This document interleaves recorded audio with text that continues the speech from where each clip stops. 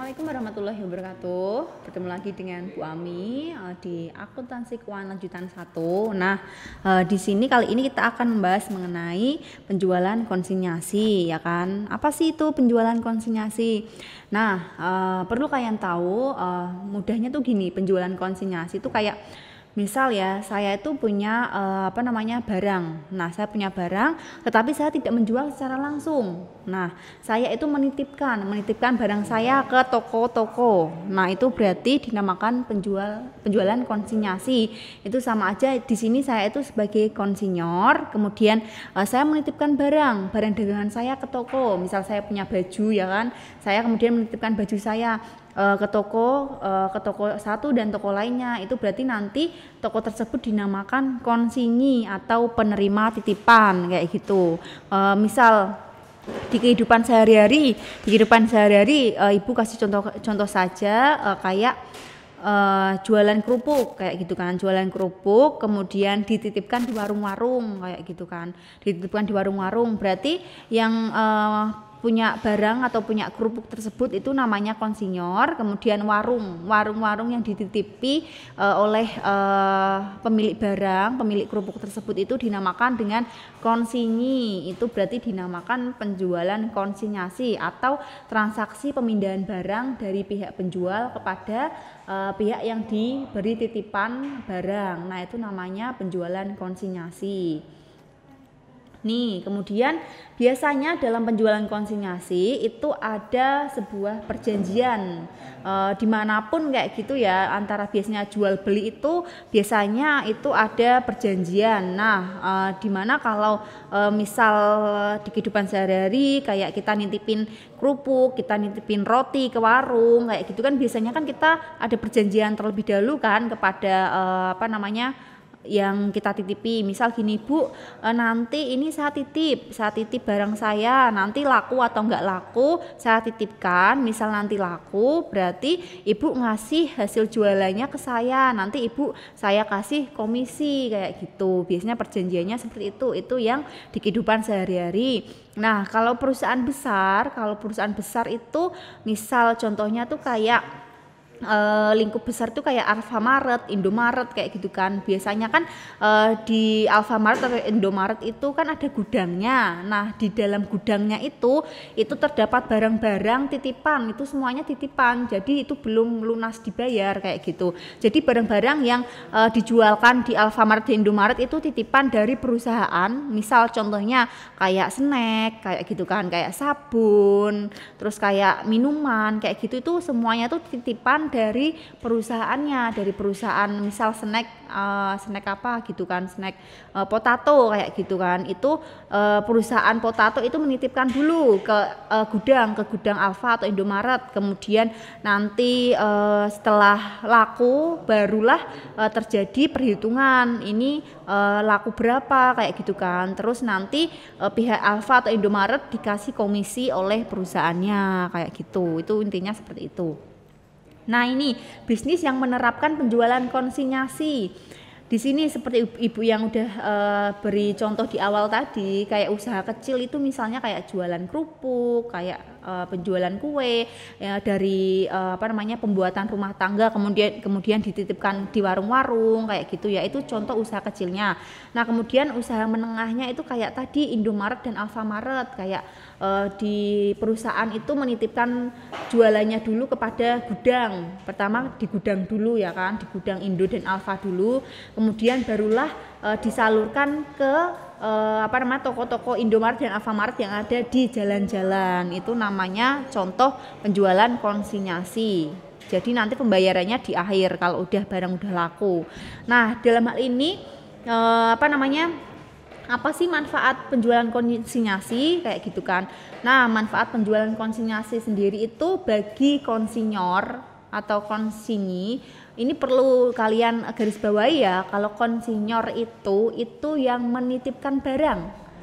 Konsinyor itu yang menitipkan barang, sedangkan konsinyi itu yang menerima barang kemudian bertugas untuk menjualkan, itu namanya konsinyi. Jangan sampai kebalik ya antara konsinyor dan konsinyi.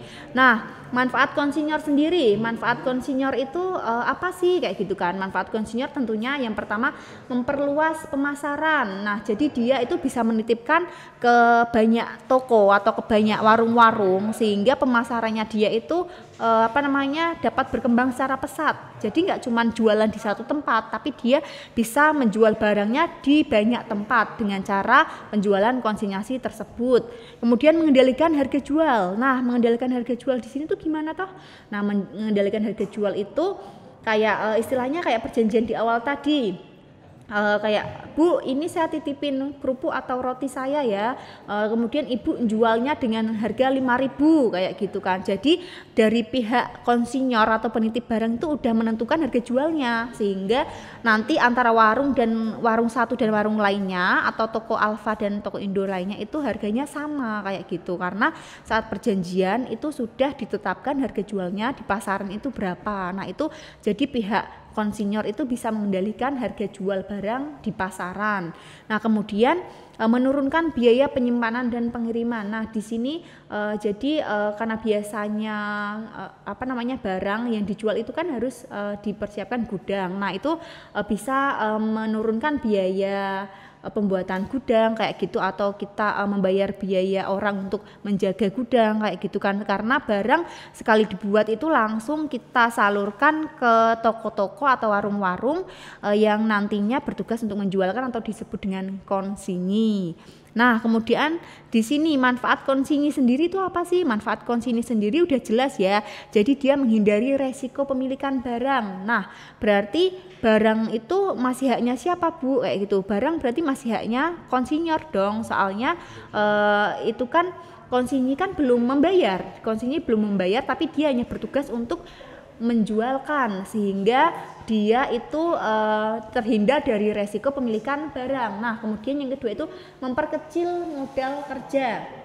Nah, memperkecil modal kerja sendiri, dia otomatis tidak mengeluarkan uang untuk pembelian di awal. Karena apa? Karena dia hanya menjualkan barang secara dititipkan. Jadi dia hanya menjual barang yang dititipkan oleh konsinyor, kemudian dia bertugas menjualkan, sehingga dia tidak mengeluarkan biaya sepeser pun. Itu manfaat dari konsinyi.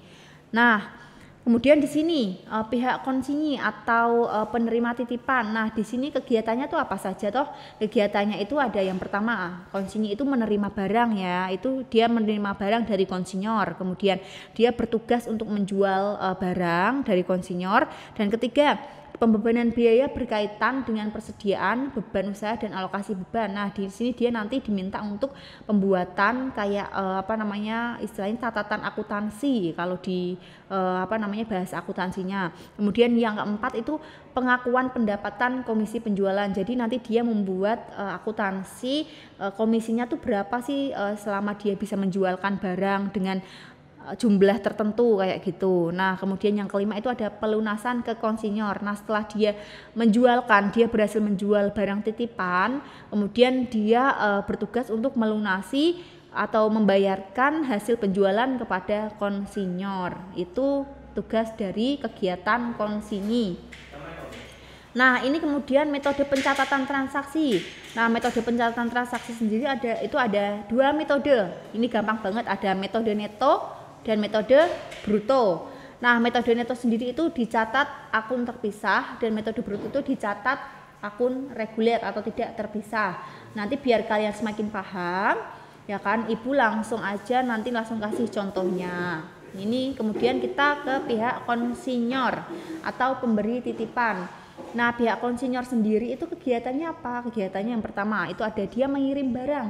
Dia mengirim barang kemudian menyerahkan kepada konsinyi, ya kan. Kemudian yang kedua itu penjualan barang konsinyasi oleh konsinyi. Nah, ketiga itu dia ada pembuatan akuntansi atau laporan mengenai biaya yang berkaitan dengan persediaannya itu berapa, beban usahanya itu berapa, alokasi beban itu berapa. Nanti dia tuh membuat alokasi laporan akuntansinya. Nah, yang keempat itu ada penerimaan pelunasan dari konsinyi. Kemudian setelah barang habis terjual atau sudah dijual, kemudian dia menerima uang dari konsinyi, kemudian dia itu membuat penerimaan pelunasan akuntansi dari konsinyi. Nah, kemudian yang terakhir itu pihak konsinyor itu membuat penyesuaian persediaan konsinyasi. Oke, ini ya yang tadi sama dari konsinyor itu sama dengan konsinyi. Jadi dia juga ada metode pencatatan transaksi. Metodenya tuh sama, ada dua, metode neto dan metode bruto. Jadi sama-sama ada dua metode ini ya antara konsinyor dan konsinyi. Oke, ini istilahnya nih jangan sampai kebalik antara konsinyor dan konsinyi. Dimana kalau konsinyor itu yang memberi barang itu namanya konsinyor. Kemudian metodenya itu ada dua, metode neto dan metode bruto. Kemudian ini konsinyi itu ada penerima barang, itu namanya konsinyi, yaitu metodenya juga ada dua, metode neto dan bruto. Oke, biar kalian paham, Ibu langsung kasih case atau soal. Nah, di sini Ibu contohkan itu ada Fabulan yang berlokasi di Rangkas yang bergerak di bidang elektronik, itu mengadakan kerjasama dengan Toko Jaya Elektronik Industrial di Jakarta. Nah, ini ada ketentuan-ketentuannya nih dari Fabulan. Itu yang pertama, kepada Fabulan itu diberikan komisi 25% dari hasil penjualan. Kemudian ongkos angkut itu dikeluarkan oleh Fabulan. Kemudian seluruhnya ditanggung oleh konsinyor. Nah, Fabulan diberikan kebebasan untuk menentukan syarat-syarat pembayaran kepada langganannya, entah itu secara kredit, entah itu secara debit atau langsung lunas kayak gitu kan. Kemudian yang keempat, itu ada harga jual itu ditetapkan sebesar 1 juta untuk setiap televisi. Nah, di sini kita diminta untuk buatlah pencatatannya. Nah, ini pencatatannya. Ini yang pertama, ini kita nanti akan membuat pencatatan dengan dua metode. Yang pertama metode neto dan yang kedua metode bruto. Metode neto sendiri itu metode yang dicatat secara terpisah. Kalau metode bruto itu metode yang dicatat secara tidak terpisah. Ini ya, ada metode neto secara terpisah, kemudian metode bruto secara tidak terpisah. Nah, dalam hal ini ini penerimaan barang itu kita memorandum ya, tidak ada pencatatan. Kemudian lanjut, ini saat penjualan. Nah, saat penjualan ini dijual 100 pesawat televisi dengan harga 1 juta. Nah, komisinya berapa, Bu? Komisinya 25% ya, sesuai dengan perjanjian di awal nih, komisi 25%. Nih ya, ini kita bikin secara metode neto. Metode netonya atau dicatat secara terpisah. Nah, akunnya apa sih, Bu, kalau dengan neto? Kalau dengan neto itu ada piutang dagang pada barang-barang komisi. Ini ya, berarti 1 juta dikali 100 unit pesawat televisi. Berarti nominalnya 100 juta. Kemudian transaksi dicatat tidak terpisah. Nah, itu ada piutang dagang pada penjualan, kemudian pembelian pada hutang atau PT Jaya. Nah, ini yang metode bruto itu biasanya langsung dia dicatat. Dia langsung dicatat, langsung dikurangi komisinya kalau metode bruto. Karena komisinya 25%, berarti itu 100 juta dikali 25%. Ini ya, ketemunya kan 25 juta ya kan. Nah, 25 juta itu kita jadikan pengurang. Berarti 100 juta dikurangi 25 juta, ketemunya 75 juta. Nah, ini berarti 75 juta ini itu berasal dari 100 juta dikali 25%, ketemunya kan 25 juta ya kan. Kemudian 25 juta itu kita anggap sebagai pengurang. Nah, 100 juta kurangi 25 juta berarti 75 juta, ketemulah 75 juta maaf. Kemudian ini dibayar ongkos angkut lokal 100 buah televisi sebesar 250.000. Nah, ini pakai metode neto. metode neto sendiri itu dicatat pada bagian debit itu ada barang-barang komisi, kemudian kredit kas. Nah, ini 250.000. Yang bruto sama, yang bruto itu ada hutang pada kas. Kenapa kasnya kok dikredit, Bu? Itu kan karena kita mengeluarkan biaya, ya kan, kita mengeluarkan uang, otomatis kas kita berkurang. Nah, makanya kas itu masuk ke bagian kredit karena kas kita berkurang, kita ngeluarin uang untuk membayar ongkos. Kita ngeluarin uang untuk membayar ongkos itu 250.000, berarti uang kita berkurang 250.000 sehingga kasnya ada di bagian kredit. Ini ya bedanya antara neto dan bruto itu, kalau yang neto itu akun debitnya itu barang-barang komisi, kalau yang bruto itu akun debitnya hutang pada PT Jaya.